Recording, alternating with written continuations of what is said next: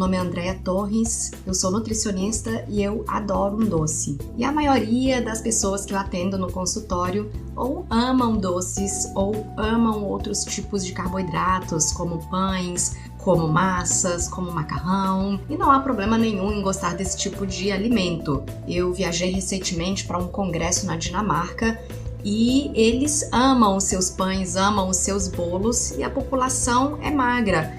Então, aqueles carboidratos fazem parte de um estilo de vida saudável, na verdade. Eles também comem bastante proteína adequada, proteína de boa qualidade, consomem muito peixe, eles também consomem muita gordura de boa qualidade, consomem muita castanha, por exemplo, e eles são extremamente ativos, andam de bicicleta para todo lado. Mais de 50% da população vai para a escola ou para o trabalho de bicicleta. Então, consumir carboidrato ali não é problema nenhum. O problema é quando nós somos sedentários ou passamos a maior parte do tempo durante a semana sem fazer atividade física e comemos muito carboidrato. Isso realmente tem um impacto na saúde. E existem pessoas realmente que são viciadas em carboidrato simples, viciadas em açúcar, que é uma outra questão. E nessa série de vídeos vamos falar justamente sobre esse vício no açúcar. O que é, o que podemos fazer a respeito e como uma pessoa que tem vício em açúcar pode se recuperar.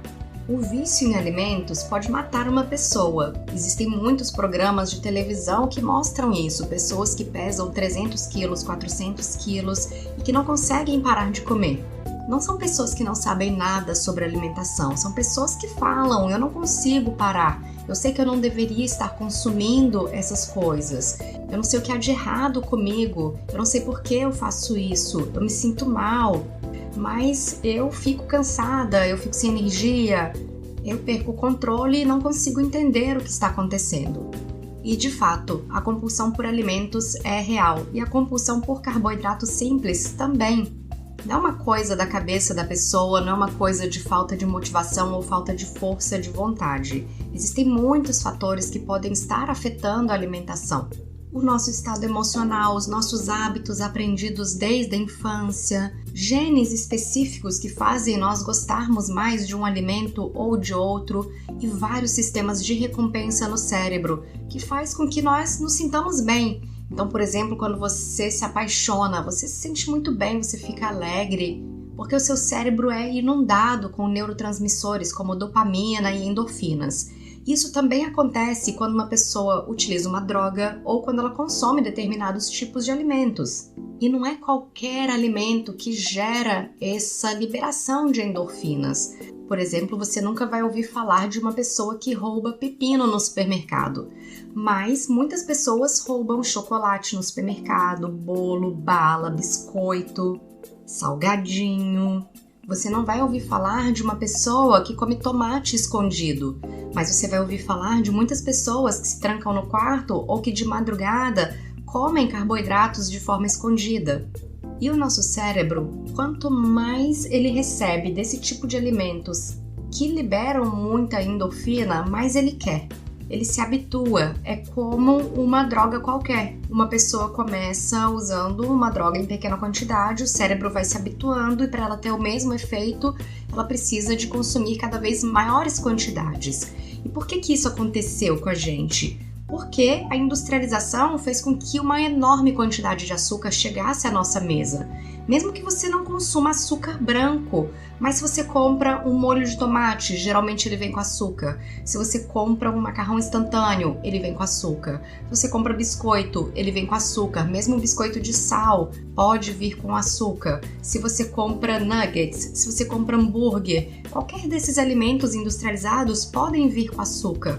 Então, mesmo não adicionando açúcar branco na sua comida, você pode estar comprando ou você pode ter consumido durante a sua vida inteira uma quantidade grande de açúcar, que realmente muda a bioquímica do cérebro. Isso não quer dizer que todo mundo que coma açúcar seja viciado em açúcar, que todo mundo que coma pão seja viciado em pão, não é isso.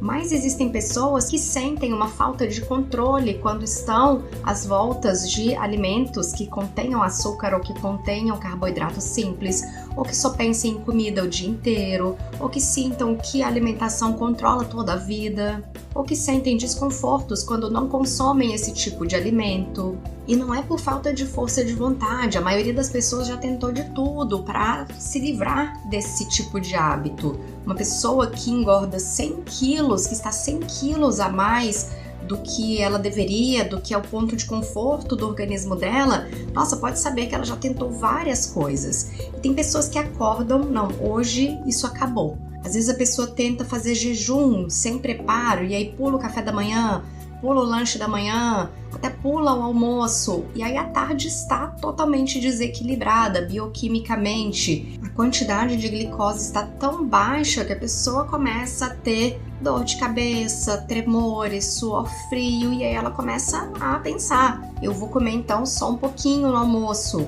ou eu vou pegar uma fatia de pizza, ou eu vou passar no McDonald's, mas depois eu também não vou comer mais nada.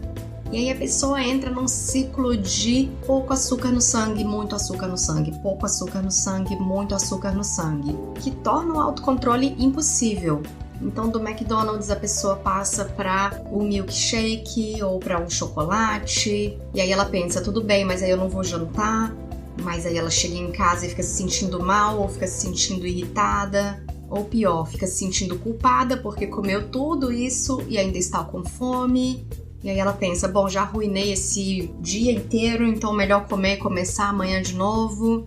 Então a pessoa resolve jantar, mas não tinha nada preparado porque ela não ia jantar, então ela pega algo congelado, como uma lasanha, aí abriu o congelador, viu que tinha sorvete também, e aí o próximo passo é começar a sentir dor de estômago. E olha que ciclo ruim, a pessoa passa o dia todo pensando em comida e o dia todo se punindo. Ou se punindo mentalmente, eu não deveria ter feito isso, eu não deveria ter comido aquilo e amanhã eu vou precisar recomeçar. Ou se punindo fisicamente, sentindo-se mal realmente com as escolhas que estão sendo feitas. E isso não é incomum e não tem nada a ver com falta de motivação. Quando a gente fala assim, aquela pessoa está gorda porque não é motivada, não é verdade.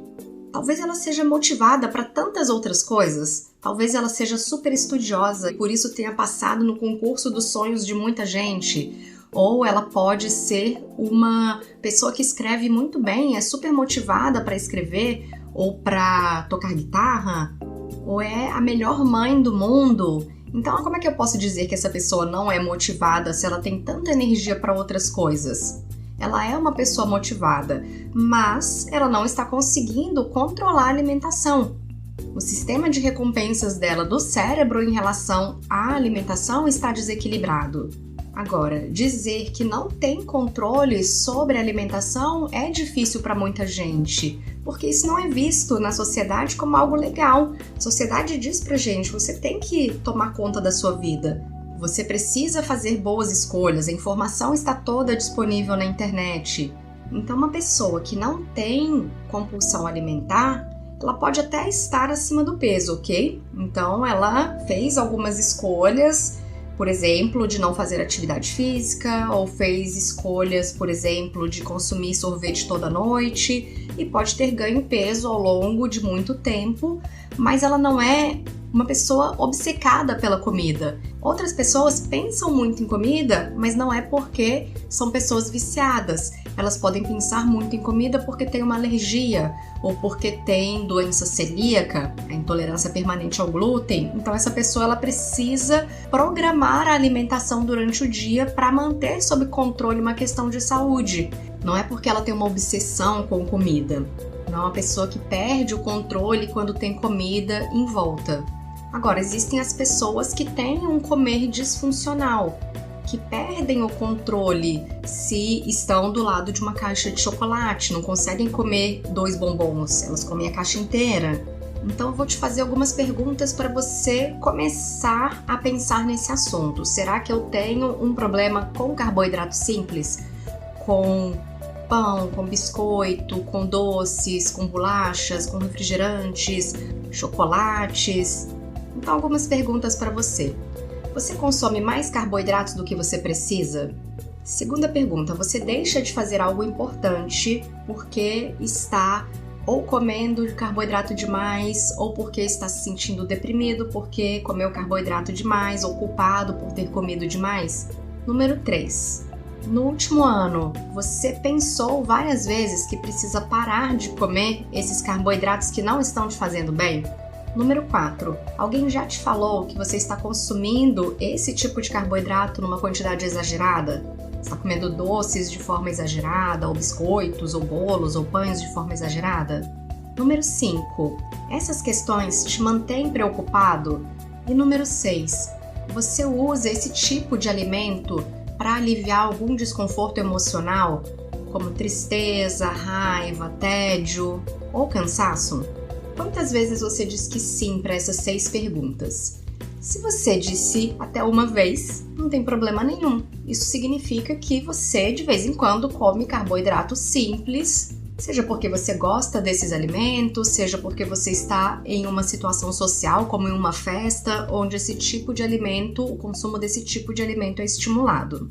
Se você marcou 2 a 3 vezes a resposta sim, isso já significa um alerta. Talvez você esteja realmente consumindo esse tipo de alimento numa quantidade muito exagerada e que no futuro vai influenciar negativamente a sua saúde. E se você marcou 4, 5 ou 6, isso indica um provável vício nesse tipo de alimento.